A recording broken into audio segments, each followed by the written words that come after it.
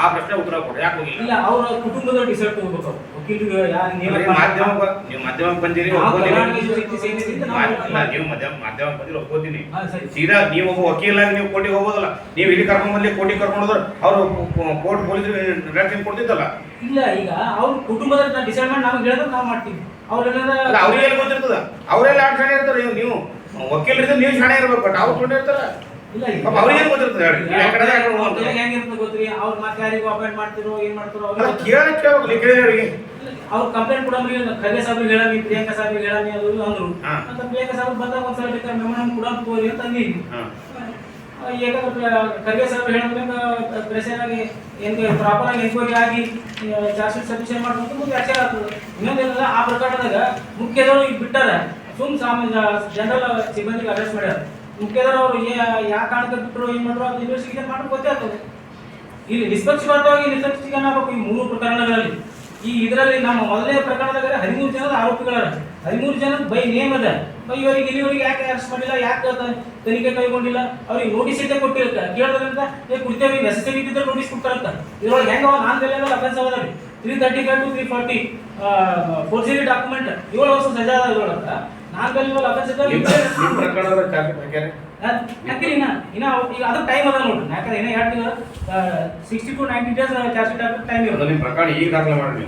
ನೀವು ಟರ್ಮಿನೇಟ್ ಯಾವಾಗ ಮಾಡ್ರ? Terminate 17-12-2025 December.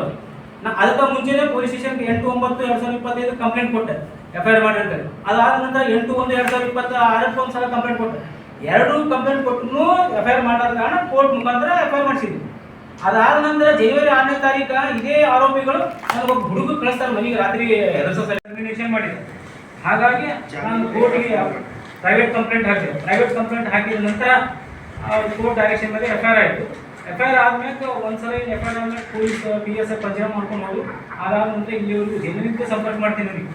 ಇಲ್ಲ ಬಿಡ್ರಿ, ಈಗ ಏನು ಸಮಸ್ಯೆ ಆಯಿತು ಅಂತ ಹೇಳ್ರಿ. ಏನು ಬರೀ FIR ಆಯಿತು, ಅದು ಆಯಿತು, ಹಗರಣ ಆಯಿತು, ಏನು ಅವ್ಯವಹಾರ ಆಗಿತ್ತು, ಅಥವಾ ಏನು ಮುಂದಿನ FIR ಇಲ್ಲಿ ಏನದ ಟಾರ್ಗೆಟ್ ಮಾಡಿದ್ರು ಅವರು. ನಾನು ಇದು ಅಕ್ನಾಲಜ್ಮೆಂಟ್ ಸೈ ಮಾಡಕ್ಕೆ ಬರ್ತೀವಿ ಮತ್ತು ಕೆಲವೊಂದು ಹಗರಣಗಳನ್ನು ಹೊರಗೆ ಬೈಲಿಗೆ ಹೇಳಿದ ಸಲುವಾಗಿ ಈಗ ನನಗೆ ಟಾರ್ಗೆಟ್ ಮಾಡಿದ್ರು.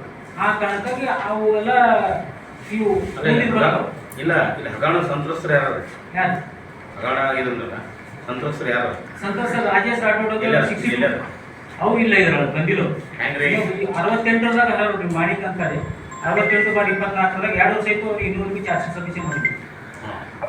ಕೋರ್ಟಿಗೆ ಹೋಗೋದು ಚಾರ್ಜ್ ಶೀಟ್ ಮಾಡೋದು ನೀವು ವಕೀಲರಿದ್ರಿ ಹೆಂಗ ಇಲ್ಲ FIR ಆದ್ಮೇಲೆ ಚಾರ್ಜ್ ಶೀಟ್ ಸಬ್ಮಿಷನ್ ಮಾಡ್ಬೇಕು. ಮುಂದೆ ಕ್ರಮ A ರಿಪೋರ್ಟ್ ಆಗಲಿ, B ರಿಪೋರ್ಟ್ ಆಗಲಿ, ಏನೇ ಹಾಕ್ಲಿ ಕೋರ್ಟಿಗೆ ಅಪೀಲ್ ಹೋಗೋದಲ್ಲ. ನೀವು ಚಾರ್ಜ್ ಶೀಟ್ ತನಿಖೆ ಮಾಡಿಲ್ಲ ಹೋಗೋದಲ್ಲ, ಅಪೀಲ್ ಹೋಗೋದಲ್ಲ. ಇಲ್ಲ, ಅವ್ರು ಹಾಕ್ತೀವಿ ಅಂತ ಹೇಳ್ತಿರ್ತಾರೆ. ಇನ್ವೆಸ್ಟಿಗೇಷನ್ ಮಾಡೋದು ಹುಬ್ಬಳ್ಳಿ ಧಾರವಾಡಕ್ಕೆ FSL ಕಳಿಸಿದ್ದೀವಿ, ಅದು ಇದು ಹೇಳ್ಕೊತೇವೆ ಅಂತಾರೆ. ಮೊನ್ನೆ ಪೊಲೀಸ್ 2 ವರ್ಷದ ಹಾಕಿಲ್ಲ. ನೀವು ವಕೀಲರಿದ್ರೆ ನಿಮ್ಗೆ ಗೊತ್ತಲ್ಲ, ನೀವು ಹೋಗೋದಲ್ಲ, ನೀವು ಸೀದಾ ನ್ಯಾಯಾಲಯಕ್ಕೆ ಹೋಗೋದಲ್ಲ.